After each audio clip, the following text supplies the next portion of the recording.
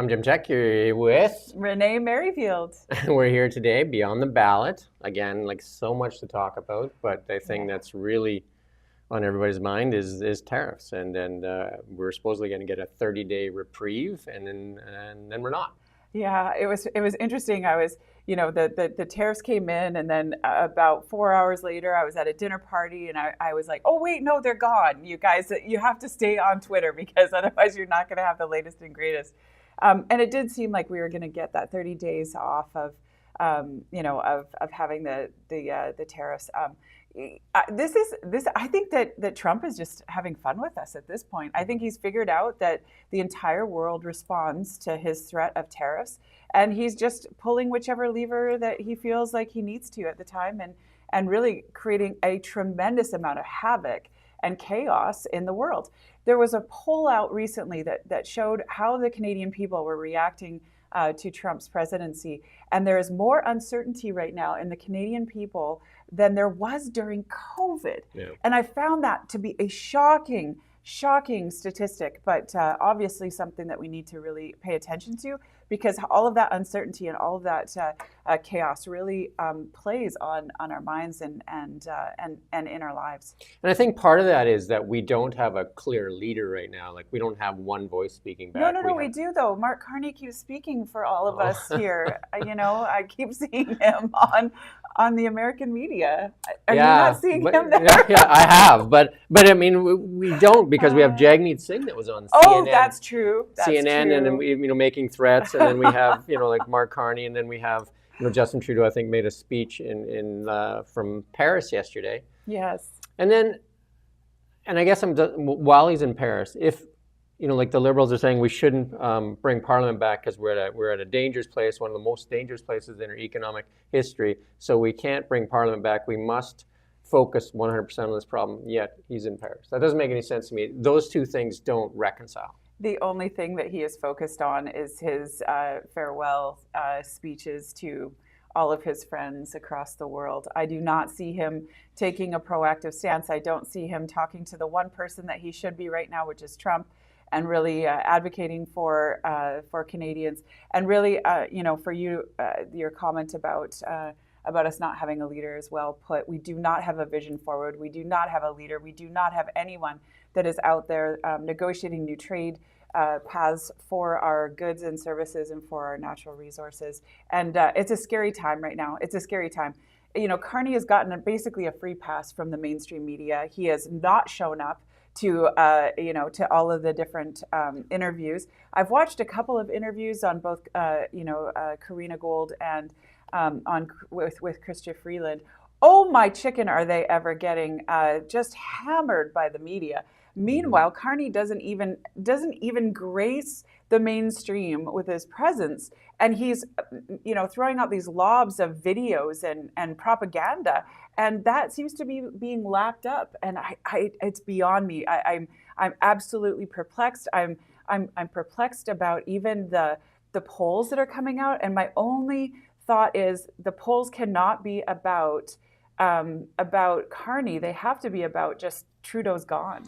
This crisis, I mean, I think there was somebody on Fox News saying that Trudeau's leaked that hot mic thing was likely intentional, because this you don't leak your hot mic. The tariff thing is helping the Liberals for sure. It's actually helping them, and it seems like maybe they're trying to stoke it a little bit, because this latest tariff is really damaging, especially to Ontario, right? Like, Canada exports like $11 billion of steel, $10 billion of aluminum.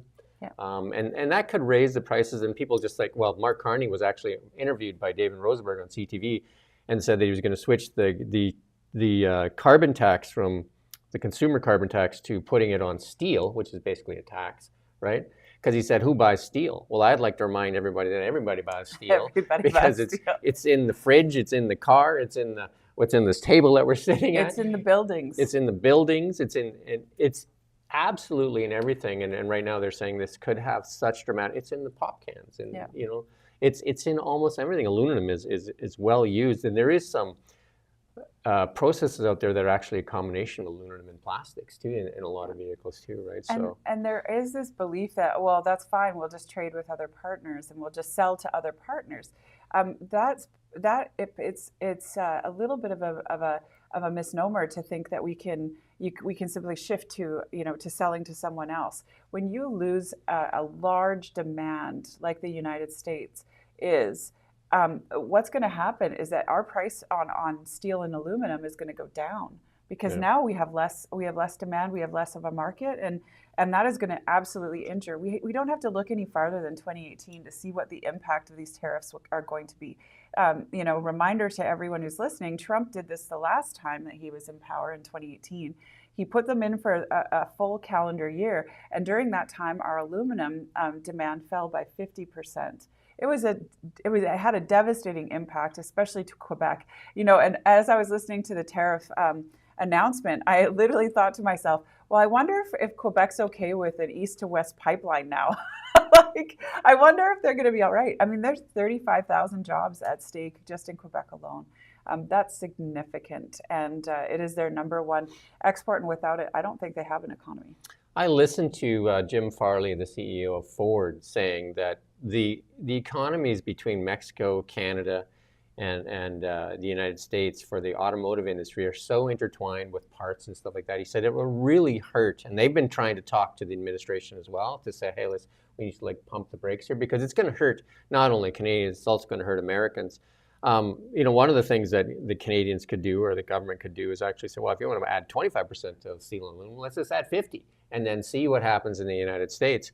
Because I think a lot of the border states are really trying to fight for Canada right now too, right? So I think Danielle Smith still is trying to dial back the rhetoric where, you have Jagmeet Singh on CNN basically declaring war. Yeah, with Trump, he's not exactly the.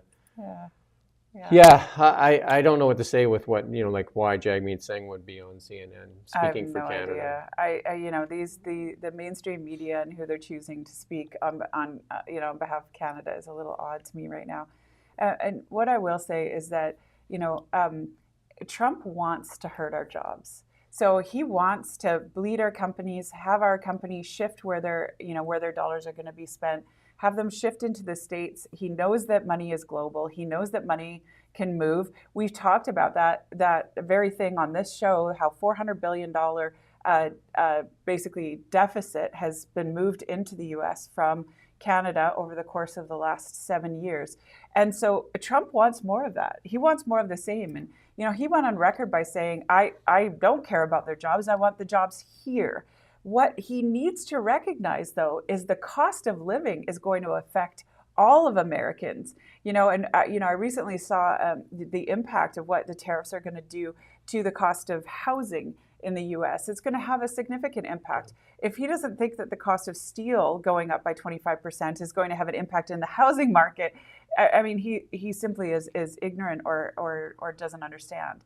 So I think that he needs to be more aware of those aspects and really be thinking about the cost of living, because while he might save a few jobs for the Midwest, he certainly is going to impact the cost of living for all Americans. And then we also should note that the USMCA is there, and the only reason he's allowed to skirt it even for his administration is that he's saying that it's a national emergency. Yes. And that we should be taking him to court for that, because he's losing a lot of court battles right now. He's doing a lot of stuff in the United States that he's being blocked by the court system. So why aren't we talking about taking him to court? Because we do have an agreement with the USMCA. Yes, I also heard that Stéphane Dion was out. Our ambassador was out just the other day talking about how we should go to the UN court, and because his threats are actually him referring to us as the 51st state, and is actually attacking our sovereignty. Yeah. And so he loses lots of times in courts because he just kind of throws stuff out there, and people. The only way to probably deal with them in that regard is actually with the legal system. It is. The justice system does hold, government to account, and the government is actually, in the justice system in the U.S. is actually much more controlled than what we are here in Canada. Our system takes way too long, and judgments take way too long, and very few of our laws actually make it to the court system, whereas in the US, that's actually one of their checks and balances that has to be met. So I do think that, yeah, that might happen. Is it going to happen right away? No, I don't think so. I think that Trump wants to see more havoc being wreaked on the rest of the world, and in doing so, he thinks that the United States citizens are gonna love him. Now, at the Super Bowl, and I need somebody to fact check this, and maybe you can put this in the comments, but it was said that he was booed. Now, Taylor Swift was also booed because she used to be an Eagles fan, and now she's not. But Trump was booed, but that the media actually put over top of the boos cheers. I never saw that. I watched, and it looked like, I mean, there was so much noise. It sounded like noise, cheers, but like, and the Taylor Swift one, you saw on her face the reaction when she was booed. Like, and it could have been because of the Chiefs, though. Too, you know what I mean? Like, instead of just Taylor Swift, because she was like, "What's going on?" I mean, that you could read her lips. She's like, "What's totally. going on?" Yeah. I My point is, I just don't know how the American people are taking Trump's. According to the polls, he's doing really well. Even CNN is putting it out there. Okay. Like, according to the polls, more people are favorable to and this has nothing to do with Canada. This has to do with what they're doing with Doge and stuff like that. And his approval rating is really high in the United States right now. And that has to do, most Americans probably don't even know what's going on with Canada. Probably Nor not. do they care. Most Americans probably don't even know where Most Canada Americans is. don't have a passport and don't ever get outside the United States. So, yeah. I remember being in a gas station once. I think it was in Oregon or something. There was a smokestack way off into the distance there, like maybe like 30 miles away. And I said to the young lady that was pumping the gas, she was probably like 20-ish. I said, "What's that over there?" She's like, "Never been that far." Yeah, I know. It's pretty crazy. It's Yeah, pretty crazy. so, but it is firing. I mean, Vaughn Palmer wrote a great article in the Vancouver Sun. I think it was yesterday. But he wrote about how EB has suddenly come to life. How EB has been basically very docile, very quiet. Mandate letters were late coming out. He promised during the election that he was going to come out on housing affordability and public safety and access to healthcare, reducing the cost of living. Well, absolutely none of that has been done. And now he just has an enemy in Trump. And he's firing on all cylinders. He's going to fast track these different energy projects that are sitting. And some of those energy projects have been sitting in regulatory process for 6 years. So the entire time that the NDP have been in office or in government and been stalling these projects, now EB says they're going to actually fast track these projects. So some of them are literally of their own making, and so that's 20 billion of resource projects that they're going to fast track. Largely because I'm sure that in their economic update, everyone has seen that our resource sector is sputtering. There's virtually no dollars coming in right now, and the NDP government is flailing. So, EB suddenly has an enemy in Trump and can actually move forward with something. He's actually, been talking about doing something. Now, it's very surprising that the first thing he's going to do are, fast-track energy projects rather than actually looking at, all the things that he did mention: housing and affordability and cost of living and healthcare. Yeah, like in everything, any crisis, there's a silver lining, and I think the silver lining right now is, like the last 10 years of the Liberals and the NDP of really hindering our resource sector and getting it to market. Now all of a sudden everybody's kind of got religion, and now they want to access these markets. But still, I've heard the Quebec premier say not over his land will he be putting hydrocarbons. But it does make us more aware that we have such natural wealth beneath our feet. And how do we access so many markets? I mean, even as a company, that if you have one supplier and one buyer, and that one buyer goes south on you, that's the end of your company. We should have been expanding these markets all along. Like, we've wasted, when you were in government, most of the big projects in BC are from your government that are just finishing up, right? There's not a lot of new stuff since the NDP's been in power. There's not a lot of resource sector projects that have been put into play. No, there have not been. And in fact, one of the great analyses was done by Ken Peacock, who is the chief economist for the BC Business Council.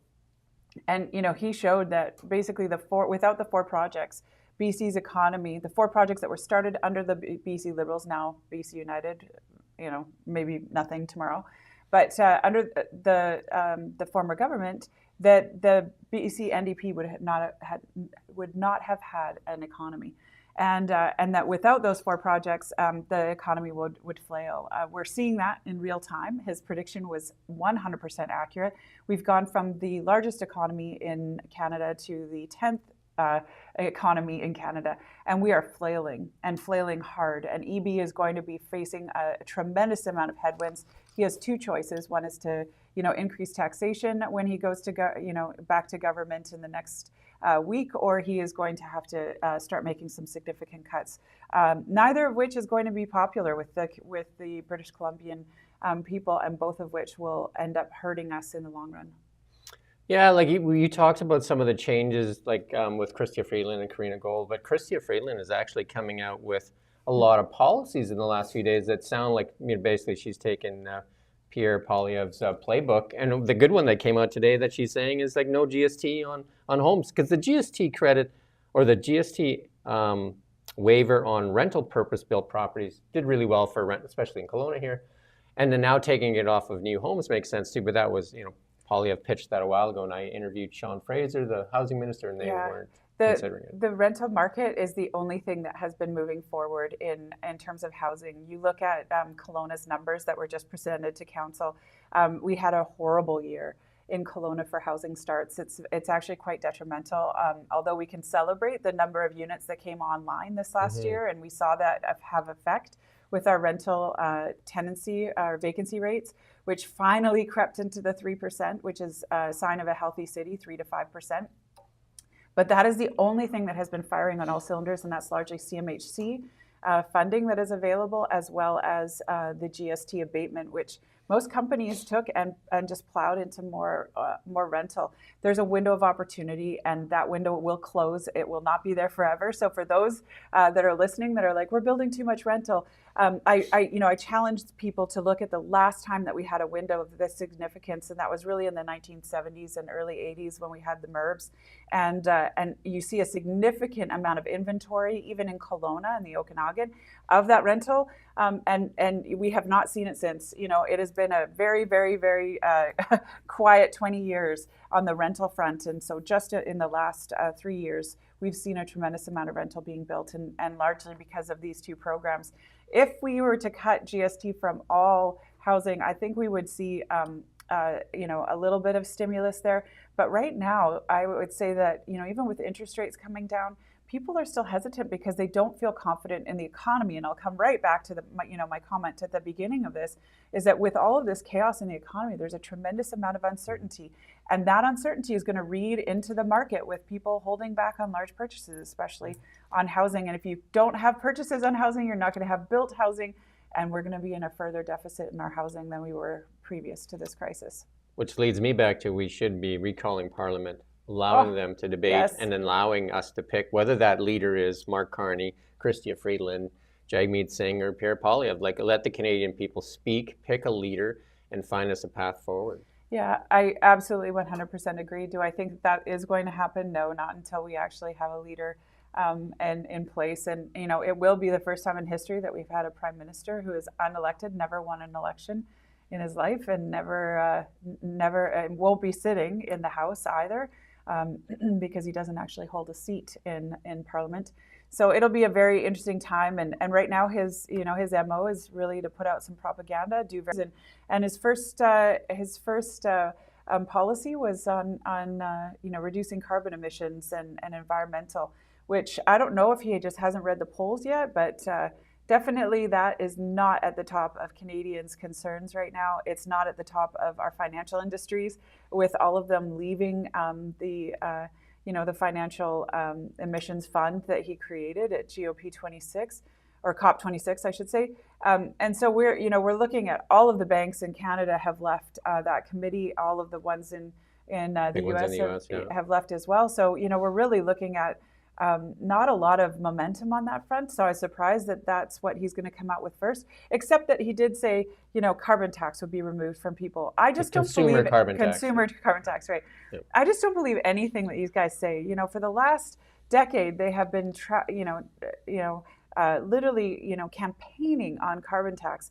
And I don't believe that they're about to remove it right now. I look at their websites every day to see what platforms they're putting up there. Chrystia Freeland definitely has put a lot up there, including increasing the pay of our military by 50%. Yeah. Our military has been suffering. We're at about 55,000 in complement. Full complement is 76. She said she wants to get it to over 100 or something like that. And homelessness for our veterans. I mean, these are all great ideas, and they should have been done a long time ago. And they could have been done a long time ago. She was in government. She was the deputy prime minister and the finance minister. Yeah. So in terms of control, she had a tremendous amount in terms of steering the ship to where it was going. So the fact that this has not been done is largely at the feet of those that were in power. And also, Carney has his own carnage that is behind him. So it'll be very interesting to see what happens. But the polls, definitely a huge bump for the Liberals right now. I would say though, to give her credit, that she has a platform on her website, and she has about 8 things on there. Most of them, I think, borrowed straight from Poilievre's campaign, which is, because a lot of them make common sense. Maybe the two of them can work together. And then on Mark Carney's platform, there's only one item on there, and it's climate. Yeah. And it's still that really big focus. And in there, when we talk about the steel tariffs, he literally wants to put a tariff on steel in itself. He wants to put a tax on steel. So, him and Trump have something in common there. They both want to tax our steel. Yeah, they both want the Canadian jobs that are in the resource sector to end. So, but I just want to say, I find him to be very disingenuous.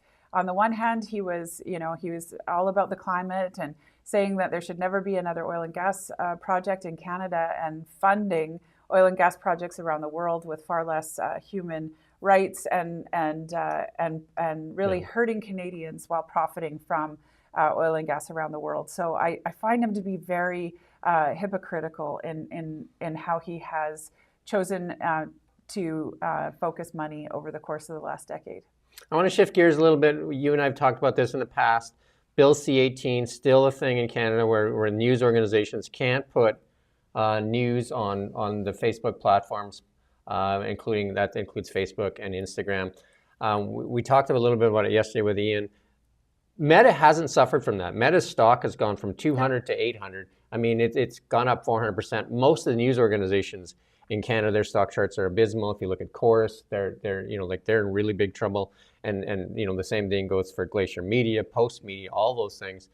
And then the government, we asked Justin Trudeau when he was here in Kelowna about the Meta ban, and he said that they will not back down and they will not bow down to the Meta social giant until they need to. Yeah, and which was last week apparently, because they said they would not advertise on Meta while this boycott was going on. They would support local independent journalism. And here, lo and behold, last week, the statement that came out of the Privy Council's office was, we need to spend money over the GST break. We need to get that word out because we recognize most Canadians are getting their news from social media, and we can't get news on social media right now. So they've allocated monies toward Meta. If that's not a great big punch in the face to media outlets across Canada, quite a few of them done stories on it, but it's definitely now we can't put our news on the platform, which is beneficial to us. Many of us, there's at least 60 outlets that have failed across Canada. Yeah. And during wildfires, Kelownians or people in the central Okanagan were trying to get access to information. Some city councils were actually taking the information from websites and then putting it on Facebook, and just for their safety and security. And it was asked at that time, I'm done almost here, he was asked at that time if Justin Trudeau worried about the safety and security of people during the wildfires and news. And he just went into this long, speech about how he wouldn't bow down to Facebook or Meta. And this all went down when I was still in government, and EB was big on saying, well, we're gonna reach a deal and we're gonna strike a balance with Meta. My big thing is you're dropping the bucket. They don't care about Canada. They don't care about Canada news. It's not going to have an impact on Meta. It's going to have an impact on Canadians. And this was bad policy from the beginning. It was contrived policy. It was largely to benefit a very few amount of media companies who are not winning in the space and who are seeing disruptors like Kelowna Now or like others in the space really coming and building that immediate media feedback loop that Canadians crave. And they wanted to shut it down. And so they lobbied government hard. They won. And in doing so, they've hurt themselves. They've hurt all of those that have really relied upon Meta. And I mean, I feel for you guys. You're really caught in a catch-22. You don't get the subsidies because you're too much news, but you're not news enough that you can't actually. You're too much news, so you can't actually get onto Meta. Yeah, and so it's just baffling. Like I said, it's just Ian and I talked about it yesterday. It's just like it's almost like that old movie, One Flew Over the Cuckoo's Nest. It's like it's almost insane, right? You have to prove that you're insane, or you say you're sane, but if you think you're sane, you're obviously insane. You're just like what? Like how do you like? Nobody's addressing it because obviously there's bigger problems out there right now, but. That's why we need a stable government so we can start addressing. Just think of all the time lost on issues we should be tackling, like the drug crisis and all these different things. Oh, let's talk about the drug crisis. And we're stuck now. We're basically in Donald Trump's world. Like he's controlling the ball. He's basically like we're the cat, and he's like waving this thing around, and we're chasing it around, and it's definitely not giving us any stability at all. No. And, I thank you guys for keeping it top of mind. I do think that with a federal election, there is the possibility of seeing that repealed. I think it would be a stroke of a pen and literally, tearing it up. So I'm hoping that will happen and happen very quickly because we need the disruptors in the field, and we need our news. So there is less and less ways to get it, and we need to be able to have access to it. Can I go to the drug crisis though? Yeah, let's go there. Because Trump came out with until you seal your border, Trump actually in his executive order cited BC and the amount of fentanyl, and BC was very quick to say no, it's not us. 1% of it is coming from BC and that's or Canada. It's really not us, etc., etc. Largest drug bust in history. Proving that it is definitely us. And then the leaked memo from the Ministry of Health that basically showed that the dosages of safe supply that are being diverted is like in the 22 million. And that was a huge scandal. If you have not seen this, take a look, Google it. You'll see all of the mainstream media has been covering this, as well as those that are not in the mainstream. Very, very damning. I want to thank Fran. I think you say her last name, Yanur, who wrote an amazing journalistic piece in the Northern Beat. But take a read. Absolutely damning about this government, the BC NDP's government, and how the diverted safe supply. The other thing is that they came out and touted their huge success, 13% reduction in the amount of deaths. However, the amount of deaths were only on the illicit drugs. They did not calculate those that died of overdose with prescription safe supply. If you add that back, the question is, how much would that be? And they refuse to answer. It's only that which comes from illicit supply. We know that safe supply is a huge cause of death as well. And the doctors were signaling that as well. So a very, very damning reports coming on this NDP government's drug policy. Yeah, and then they interviewed, I can't remember which outlet interviewed the head of the ports and that, and he said only 1% to 3% of everything gets inspected. Yeah. And 0% gets inspected on rail. Yeah. So, I mean, obviously we need to take a closer look at what's going on. And, there's these drug busts that are happening. And there was that big one that was even in Falkland there. That was, that big lab that was being there. So. And only one arrest so far. That's what I find so interesting, right? Yeah. Well, I mean, if you're only inspecting, if you're only inspecting so little, obviously that, people are going to take advantage of that, right? Yeah. So, Well, it was interesting. One of the police, RCMP, I was asked why they don't infiltrate the port and, and actually try and do an undercover. And he laughed and said, "What would I infiltrate? There is nothing to actually get inside of because they don't inspect anything." And so, for us to be wandering around and try and inspect it, like it would look very, there's no way you could go undercover and start doing that. So I think we have a huge issue. I think it's much larger. I think the RCMP know it's much larger. I think governments know it's much larger. And I think that this was just a hiding behind, it's only 1%. So I don't believe it for a second. I've seen other reports that say it's actually much higher, and that is reason why we see such a huge amount of fentanyl use down the western seaboard is largely because that's the trade route that comes right in from Vancouver and goes south. yeah, our military is another thing that it's been brought up now. Like we were talking about earlier, Chrystia Freeland is now saying that she wants to give a raise to kind of induce people to enlist. And I think the Liberals tried that with even trying to get immigrants to enlist, and they had no success with that. Obviously, the wage would help, and then just some pride in our military would help. Well, and you saw Pierre Poilievre's announcement yesterday up in the north.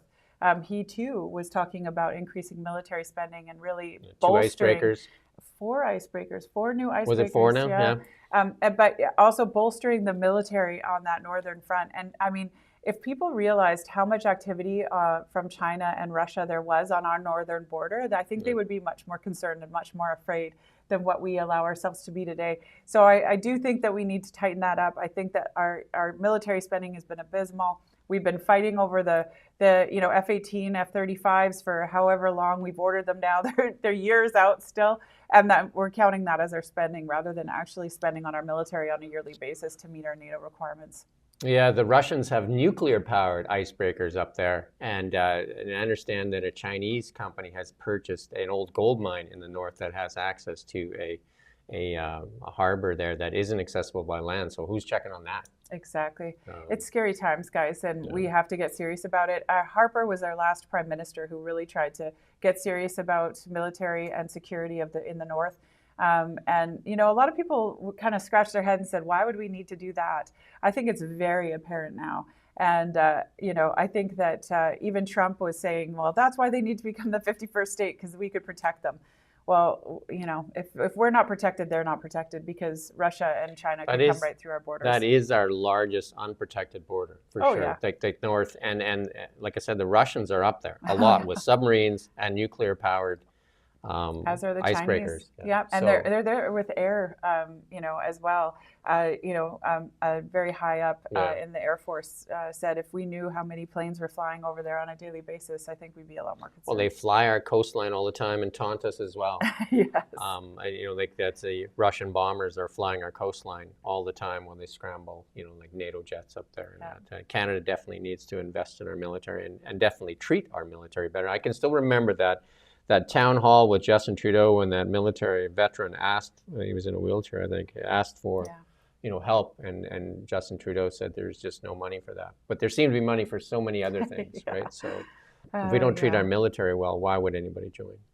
Yeah, and I did see that the way that Pierre Poilievre was going to pay for it was to redirect from foreign aid and really, invest in our military and invest in securing our borders. I think that was a brilliant way to say, we don't have enough money to spend on both. We don't have enough money to actually be helping other countries and leaving our own borders unsecured.